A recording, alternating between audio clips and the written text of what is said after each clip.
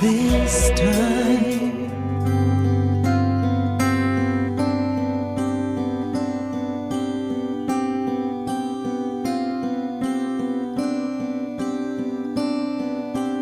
Lowly in a manger lay, born to be a friend. Behold your king, before him bend. Fall on your knees. Hello to Margaret Becker and Jennifer Knapp. Welcome to Neb Knows. I'm so happy to have you here for this episode.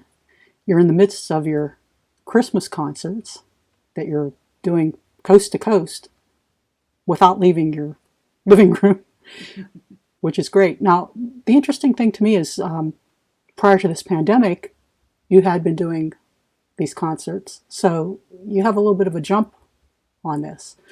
How's it been feeling to do this? You didn't really have to adapt, right? Oh, it's been quite the adaptation, really. I mean, from the learning curve in terms of the technology, I mean, there's a lot we know, like when it comes to setting up a stage, right? All the kind of technical things we plug into our guitars and stuff like that. But learning online bit rates and web cameras and lighting techniques and, knowing how to do stream keys and all these kinds of things, I am now feeling like an internet guru a little bit. But I mean, in terms of the show, like when you're talking about like just where we sit, I feel like that's the one floating log in the rapids. Otherwise, everything else for me, especially, has been a learning curve because it's like a spaceship here. I've got laptops and interfaces and cables running everywhere. So Maggie just shows up. Pretty much. No, I'd have to say all the heavy lifting is done by JK over here and crew. And yeah, I just plug in and I go. So it's really nice. She's having to make notes to me about chord changes, like posted around the set because I keep clamming them up. Well, it's because she's like sort of parking cars and running the audio and playing and emoting. And it's like, oh my gosh. I don't even know how she's concentrating on anything. But it's so weird having like a virtual world out there, isn't it? While you're like playing your guitar, like, oh yeah, what? Yeah. Well, I can tell you from the audience side, it's very entertaining. Well, that's good to know. Yeah. Yeah, it is. It really is. And I think part of that is because you have such a wonderful blend of not only the songs, but the chemistry you have with one another. There's a lot of good humor, a lot of respect, and some interesting give and take. Yes. Yes. And that. I was going to ask about one of the songs that I kind of get a little emotional about, actually, is Santa Knows, I think is probably the title of it. I'm not real sure what the title is. Yeah, that's a little nostalgia song I wrote about like doing Christmas Eves with my grandparents. Yeah. Yeah, and I think that's really cool because it evokes a lot of memories I think, we have. As kids, everything's magical. We lose that as we get older, unfortunately. Yeah, like evoke is a word that Margaret uses a lot to describe that song. I mean, I don't know as a songwriter that you ever, I mean, we're always trying to be evocative when we write, but this song for me is actually outside of my wheelhouse in the way that I write. But strangely enough, when I think about the song, I have a picture in my mind, literally a picture of a photograph I had when I was a kid of all of those Christmas Eves. So when I sat down to kind of write this song and kind of put myself in that place of it, that's what I saw. It's just that photograph of that. And I think Margaret and I have talked about that a bit too as we play the older Christmas songs. Like I get the sense of like when you were talking about the introduction to First Noel, is there a photograph that you actually see in your mind of your family? And yes, I do. It's a Christmas Day photo. Yes. Isn't that weird that you would know that? That's interesting. No, but so like, what are you wearing? I'm in my pajamas and I'm on my brand new pink Stingray bike. Did it have like a garland off the handlebars or yes, anything? And it had a the sparkly seat, like nice. Silver sparkle seat, a banana seat, nice. and butterfly handlebars, and I went all over town on that thing.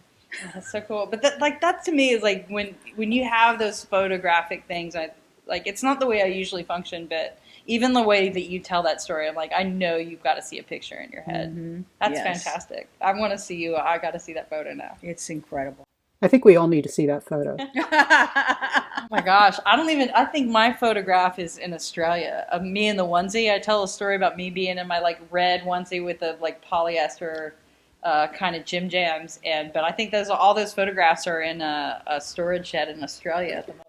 Conveniently, yeah. Yes, ever so conveniently. That's right. And not digitized. Yeah. Imagine that. Right. So tell me, who has the better sense of humor? Oh my gosh. I think we're pretty equal there. Yeah. Yeah. Is there something one or the other of you do that makes the other one just crack up and lose it? Is there? Well, the thing, like, I actually listen to Margaret when I'm playing. Like, that sounds like a weird thing to say. Like, I actually listen to her. We do Family Christmas Survival Guide is one of the original songs that we wrote. And there's this breathy way that she goes, "These tube socks are great." While I'm singing, and I listen for that part, much to my horror, because when I hear it, it makes me crack up still to this day. But she never told me she was going to do it. Just one day we're bopping along playing the song, and then she does that in there, and it kills me every time. Oh, she kills me. That's awesome. That's awesome. But see, that's a testament to your friendship. You know that you're listening and you're waiting. Jennifer's doing the mez. You know? Yeah. No, I'm giving her a hard time. No, yeah, it's true. Well, I mean, I think the thing too, like, especially like when we go out live on the road, you kind of, especially in this day and age where we're now doing not in buses, but in cars, like sedans, and you're spending hours on the road. So we're not only doing rehearsals together and arguing about what parts we're going to play, but we have to go out and be tired and get into the car at like 6:30 in the morning, eat crappy food, you know, go do sound checks and that kind of stuff. So, I mean, when you start, I don't know about you, but when I start thinking about who I want to tour with and who I want to play with, I get really picky, really fast. Yeah, it's like living with somebody 24/7, and you just, you don't want to be with the wrong person. Yeah, that doesn't sound very appealing, frankly. No. I've been on tour with some unappealing people. I'm sure I've been one of them. No, that's not possible. That's not possible. It is totally possible. Oh my gosh. Let's not go there. Ask Margaret. I mean, she already knows. That's Well, not true. that's the last time I actually got to see Margaret and you. I think, Maggie, you saw my post on Facebook. It's been, I think, 8 years since you were in Pittsburgh. And now, how long has the hymns concert It's been happening? about 8 years. I think that was the first year we did it when we got to hang out with you that night. That was so much fun. Yeah, it And, was. I can't remember if it was after the show or before the show, but it was just, it was just magical. And it was winter time, and, you know, just up north winter time. What is there to say, really, more than that? So Right. It has more character than here in Nashville. It's just gray. it's gray. It's slit your wrist gray. What's the Well, the last time I was in Tennessee, I caught the crud. So, no, I don't want. Yeah, everybody Listen, tells me. we have plenty of that here. Lots of crud. Since we're only cracking our bubble for each other, we don't have the crud. Thank you, God. We're gonna No knock crud. on wood right there. Thank you. I'm covering. Yeah, all I think the that's the big concern. You know, is what really made my night the first time I saw you folks was for this series was that you were taking the COVID precautions seriously and you had isolated and done everything right. So people don't have to worry when they want to watch your last show this Saturday. Yeah. They don't have to be concerned about No. you for the COVID. No. I don't know about you, but like when I'm watching somebody on TV or somebody just tells me, like I get really anxious even just watching somebody doing stuff where they're like breaking the social distancing stuff. And when somebody just says, "Hey, listen, we've paid attention to protocols. These are the precautions that we're taking," I'm like, I just automatically relax a little bit more. Me too. But, so I almost forget about it because it's so homey where we're at. Like I can almost forget that we're doing a show and that all other people from everywhere else are watching us. But fortunately, we've tried to be very mindful in talking about the fact that, I mean, this is unusual. Even right now, I'm like, wow, we are really close. We haven't Yeah. been this close, really. This is as close as we've been. We ran Yeah, rehearsals in face masks for Long several days, and then we quarantined before we started taking off our masks. And before we did a couple of rehearsals outside when it's very chilly. Margaret's texting me in the morning, going, "Dress warm."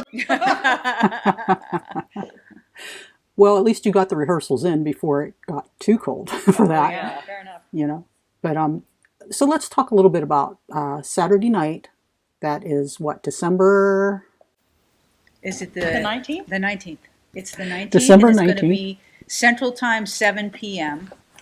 And you can go to jenniferknapp.com to get the tickets. She's holding all that stuff on her site. Okay, and there's also some really great merch available, including CDs, ornament. What else do you have, Jen? You have like a package, right? Mostly like for the Hymns of Christmas stuff, we've got the ornament and the Christmas CD, and so that you'll be able to see all that stuff there. And of course, anything that goes out this time of year, Margaret and I are keen to put our hands on. I just got writer's cramp the other day signing a box of CDs, and I noticed you put your John Hancock on, so it's all there, baby. That's been my whole plan, to just get a box of her signatures and sell them off on eBay. You'll make a fortune. First I have to die, then you'll make the fortune. Well, I have to also mention, Jennifer, you have a Patreon now too, which is tell people a little bit about that, because it gives them an opportunity to support you in a way that's very tangible, and it's meaningful. Yeah, it's been, it's something that I've been kind of angling for and meaning to get to this calendar year. And then of course COVID prompted the urgency of that. And if you know anything about musicians at all, any of your touring musicians, I mean, the floor has literally gone out from underneath of us.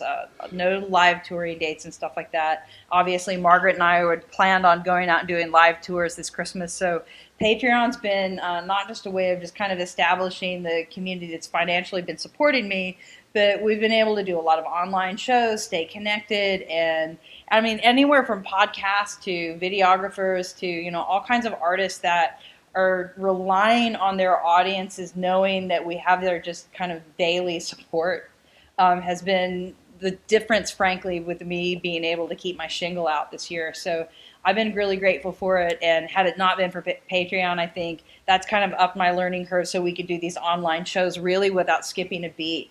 Like, as soon as COVID kind of made it obvious that we weren't going to be able to tour this year, I know I was devastated, going, man, I'd really counted on that for this fall.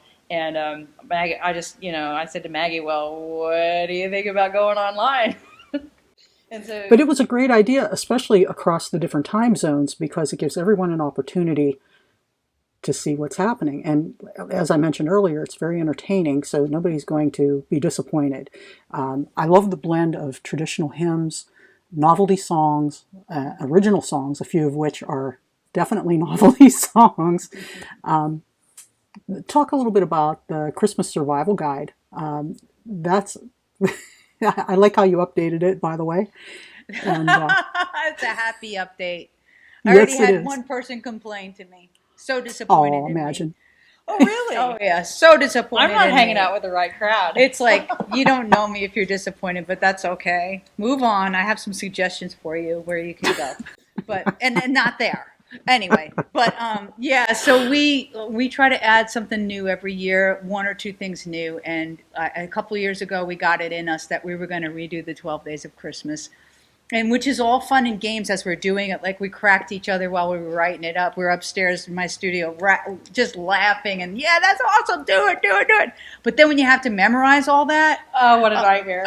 And I'm like, that's okay, hon. You can do it. I'll hold down the fort over here with my playing. And so she's like, oh, wow, what did I get on board for? I think I've had at least one kind of a sequence error every night, but you do get on the roll. Like no one, but I don't know. Can you remember the 12 Days of Christmas? No. Like going backwards, like 1, 2, 3. No. But if you start 12, maybe you can like fall downhill. Right. Which is what I end up doing in this song. Yeah, that's a good way to put it. You fall downhill. Here, she's coming. Here's my lick. There she goes. Okay. Oh, We I just- can't tell you how much Margaret saves me on any given night. I tell you that much. we just had a lot of fun with it. It's because Jen talks about this during our show too, that there's just such tension right now, and hopefully some of that tension for some of us will be let out, but for others it's amped up. And you can be in the same family with the same blood, and you're walking on eggshells because you don't want to talk about anything that's going to kind of raise the ire of any other person. So it's sort of like we were talking about, going home, and for me, my dad surprisingly has made the transition from one party to the other, and so I don't have much of that, but I can remember a time having very vast differences. So yeah, it's kind of just a tongue-in-cheek survival guide for people to go. It's That's also how we really do it. handy. I mean, now whenever I go home, I bring a scented candle, if not for my own sake, but for the sake of protection. There's more. Like if you tune in I on just- Friday, I'm just going to say you're going to learn the rest of that story. Oh man, this is Now we great. touched on we touched on Jennifer's Patreon. Now Maggie, I know you've been producing a lot of people now. That's kind of where you've, I don't want to say transition, but you've That's moved where to, I've landed. Yeah. yeah, and it's been really a sweet thing because I think you've found a spot that's really comfortable. You seem very comfortable and happy and content, nurturing Yes. young talent. It's if for my whole entire career, I always had a teaching component. I would always, wherever I went, I'd be like a guest speaker or an adjunct professor sometimes for several semesters over the course of a year. So teaching different things like anything from performance to songwriting to and on how to work as an ensemble, teaching choirs how to get along, worship bands how to stay together. It's been just always a component of what I do because I came from teaching. I came from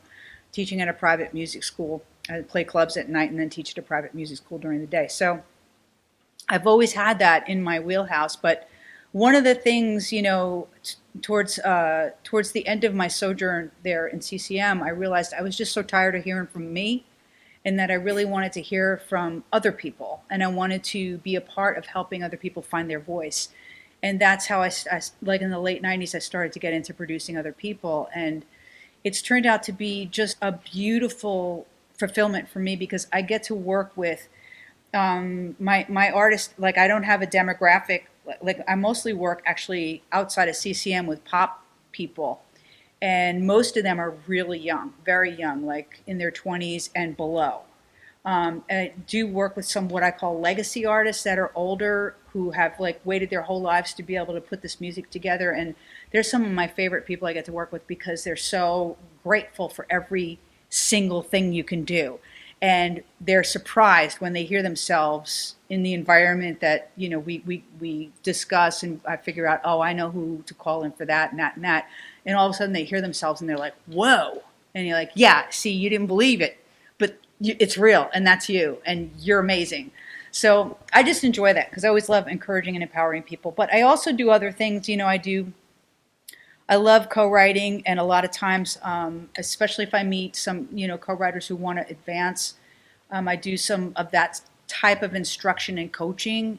And a lot of the kids that you see come across my Facebook page, or even some of the adults, they're part of that whole program too, where I get to get a hold of these people when they're first starting their songwriting journey, and some of the older people when they've already done it and they want to just bring that up to the next level. I enjoy that. I know some people would go, oh, but I totally love it because you get to invest in other people. Then you get to hear what they do and what they do with their work. And I've had a couple of kids get signed by major labels. I've had, I don't know how many people get on some of these, the reality shows that have to do with singing or America's Got Talent. So I've had some really great success with that.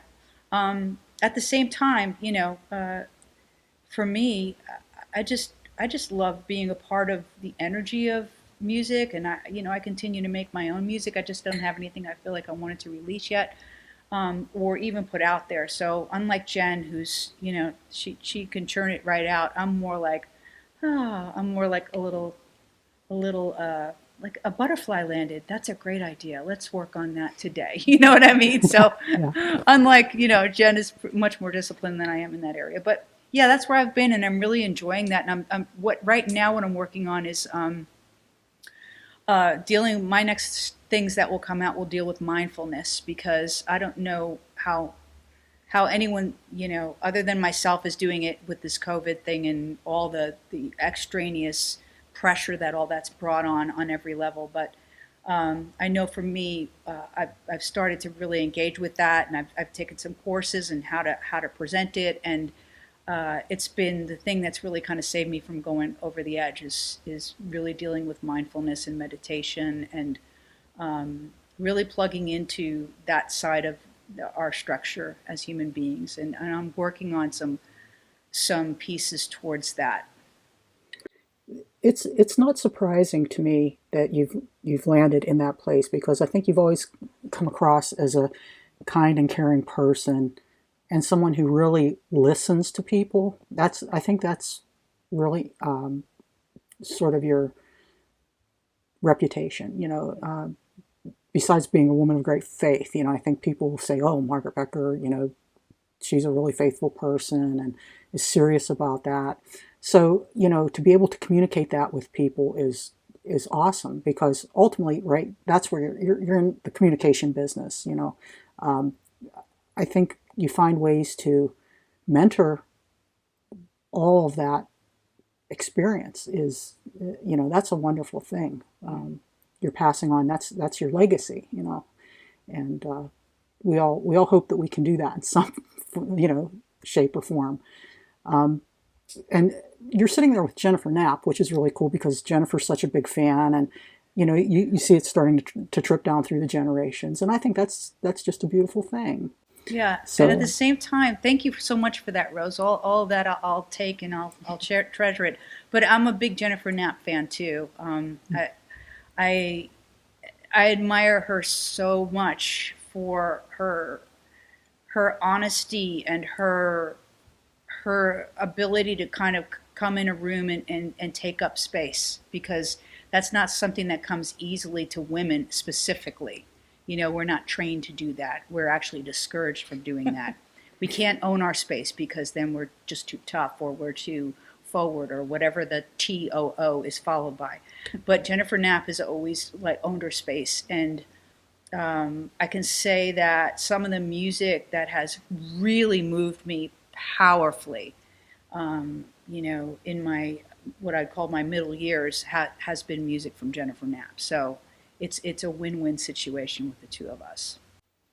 well, that's, yeah. Go ahead, Oh, I Jen. was just going to pop in and say, I think in the music industry, and maybe it's a natural thing, but I think there's the women that have more than just the short careers. I mean, you're always at some point a groundbreaking human being if you've survived as long as we have. And I think it's worth pointing out that Margaret is one of a very, very, very, very few small women in Nashville. Not small women, but few women in this industry ever go on to do production jobs, have any. People tend to overlook women as having anything to mechanically or creatively contribute behind the scenes. It's fine if you've got if you've got a great body and you're young and we can tart you around and, you're pretty and you can sing really well. But when it talks about really driving all the components all the way across the board of the musicianship, Margaret's one of the rare women who have actually stepped up and done a lot of that production work behind the scenes. And so, for me, when I heard that Margaret was doing, production work and getting involved and mentoring other artists coming along and coming up, I was like, oh, thank God. And, I hope there's more. And I think that's a part and parcel, obviously, to her character, but to the things that I think at every point in time, I think the women that I know that are still here, at some point, all of us would have a story about, this is a groundbreaking thing. This is the thing that I had to use my head to get through that wall at that moment in time. And all of us, sit around, I think, occasionally and show the bruises on our foreheads of that space. But I'm just over the moon. I can never, whenever I get to talk about the fact that Margaret's behind the scenes and plugging in and working in the space where they're still just totally dominated by men, it is not a small thing to say that a woman producer in Nashville, because there just really are. I can't name more than a couple. So. Well, it's funny because I was just reading about Gail Davies. I don't know if you know who Gail I Davies know who is. Gail is. Yeah. Yeah, and because I really enjoyed a lot of her music back in the 80s, Yeah. and she just kind of disappeared. But she had been, I think she was credited with producing being the first woman to produce an album in Nashville. And, but look at that gap. That's a tremendous gap. Unfortunately for women, it's not just music. You're in Nashville, so it's music, but it transcends every industry. And unfortunately, it takes somebody knocking down a door for somebody to believe a woman can do something that a man can do. And that's not being anti-male. That's just saying, hey, we have brains and culture. talents. And Yeah. it's the culture. Yeah, absolutely. Well, I'm grateful that both of you are doing what you're doing. Quickly, too, Jennifer, did you finish school? Yeah, a couple years ago. It feels like just the other day, but I got my master's in theological studies at Vanderbilt University. I think I graduated in 2019. I think that's right. I mean, come on. I mean, really, you know how hard it is to get in the dip school in Vandy? I mean, I know really talented people who didn't make that cut. And then we've got JK over here who gets in there, flourishes, comes out. Like, just even having dinner with her was I had to bring my dictionary after a while because I was like, wait, say that word again? Okay. She's brilliant, and they loved her there. I know a couple of those professors, and we would talk about her behind her back, and they no, I'm glad I didn't know loved that. her. She was a thing. Cause of trouble. I believe it. I believe it. Now, what are the practical applications of what you learned, Jennifer? If that's something That sounds like a mom question. that's why I didn't. Use that degree for? That's why I didn't finish my MDiv, because I was like, what can I do with that? Right. It's Well, like, what's the point of that? What I say most, I think like 60% of it was personal. Like it was just something that I'd always wanted to do, and I kind of hadn't realized, but I've been kind of a nerd along that. Like I've been diving deep into like the history of Christianity, reading theological thinkers. For most of my Christian life, I just didn't realize that it was the thing that you could kind of do on an academic level. Then I started to kind of clue into a little bit. But so like 60% of it was for me, but I think in particular, post coming out and all of the really intense kind of theological questioning that's raised in the vein of considering what we do inside of our LGBTQ community with people of faith, and that kind of bomb that went off that I didn't want to just be a role model in that just because I was gay and I was a person of faith. I really found in terms of some of the positions that I was in I was getting a lot of questions about some really intensely important theological questions and issues, and that having an opinion about them was all well and good, and I've got plenty of opinions, you all know. But to be able to be educated about a tradition and scripture and experiences, being able to respond to that with some answers that I had some confidence in, and not wanting to just think, these things have consequences. As we know, the theologies that we've taught, which, when did that happen? The LGBTQ stuff that kind of started to be taught, as this ultimate sin and this ultimate point of rejection. That's an evolution that's happened in our Christian culture. Where did that come from? Why did it happen? How did it get there? And how do we avoid even now making those same mistakes in the things that we teach and the things that we talk about? So for me, that was part of it. But I spend more of my time just really thinking about what it means about the consequences. The long and the short of it is, the way that I see God, the way that I communicate, the way that I talk about God has consequences, not just for myself and my own spiritual well-being, but I don't live in, isolation. It's a communal thing. It's a thing that we share, and an investment that I was willing to make. And when I do occasionally talk about my degree, that's the thing that I didn't expect is, I went for myself. But I didn't expect that it was a way to say, listen, I care about this. And even if we agree or disagree or whatever that is, I am now in a league of people that you can take to task for the things that I say, for the things that I write, for the things that I eventually whether I realize it or not, I'm responsible for teaching. So I think that for me is one of the things I wouldn't have said that I would have expected going into div school, but the thing that I walked out of there with, and just feeling like, wow, okay, there's a space for this, and we need to have people who are willing to invest in those kinds of conversations, even if it's not necessarily a career path. I mean, the last thing you want me to be is the pastor of your church. I talk too much, and I'm way too hard-headed.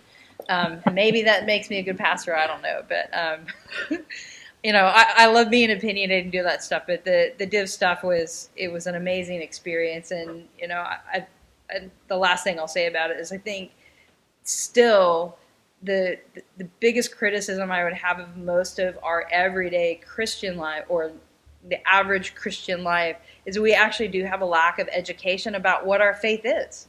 What is it? You don't have to go to div school to get that.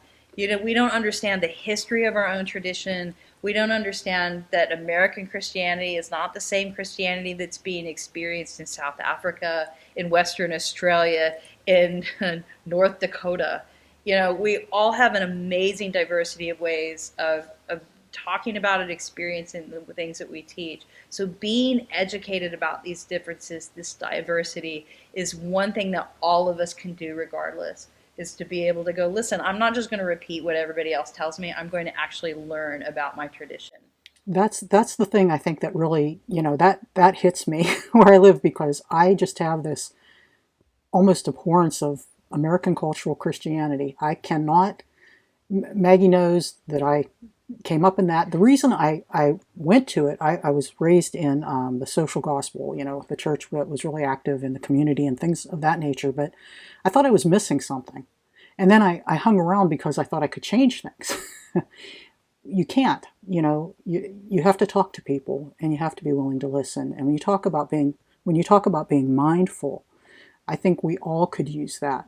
Everybody, our traditions and our beliefs don't go from denomination to denomination, or even from culture to culture. They vary from person to person, and it's that personal relationship, but it's not all the same. It can't be.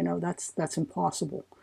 So I appreciate your thoughtfulness and your willingness to take that deep dive in with people, because that's hard. It's hard to listen and to try to understand.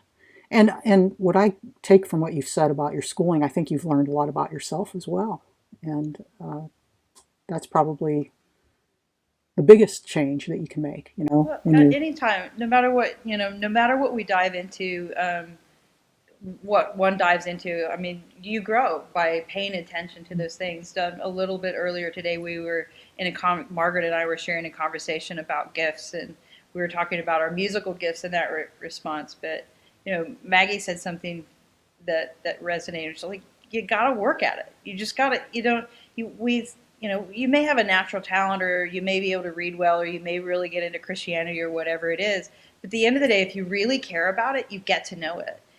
You spend time with your craft, with your skill, with your relationships, with your communities. All of those kinds of things are not just things that you can just put in your back pocket and think that you're going to cruise. If you love it, you care for it, you invest in it, you spend time with it. And that if there's anything, I just bring that quote up because it's like, I like to be around those kinds of people. Margaret's constantly challenging me. She's yelling at me about theological things half the time. Like, I need to know more about this. Get learning.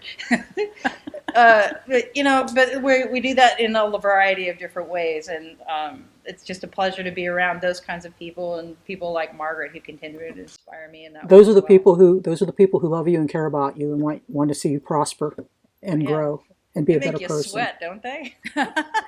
In a real good way, though. Yeah. In a real good way, right? Right. Well, folks, I'm going to let you go because I know you just got done with your Patreon concert tonight, and you've been kind enough to hang out and chat with me a bit. One more time, your final concert in this Christmas series will take place Saturday, the 19th at 7 p.m. Central. Central, yeah. And we'll make sure there are links up, and they can check all the social media sites that you're on for more information. And we'll make sure they check Jennifer's site as well. It's just jenniferknapp.com. Is that correct? That's correct. That'll get you anywhere you need to be. Terrific. Well, thank you. I'll see you on Saturday. All right, Rose. Thank you so much. It was so good seeing you. Yeah, same thing. Thanks for having us, and best of luck to you with this endeavor as well. Oh, thank you, thank you. It's been a lot of fun so far. I'm enjoying myself. Excellent. Take care now. All right, Bye. cheers. Good night. Bye bye now. Good night.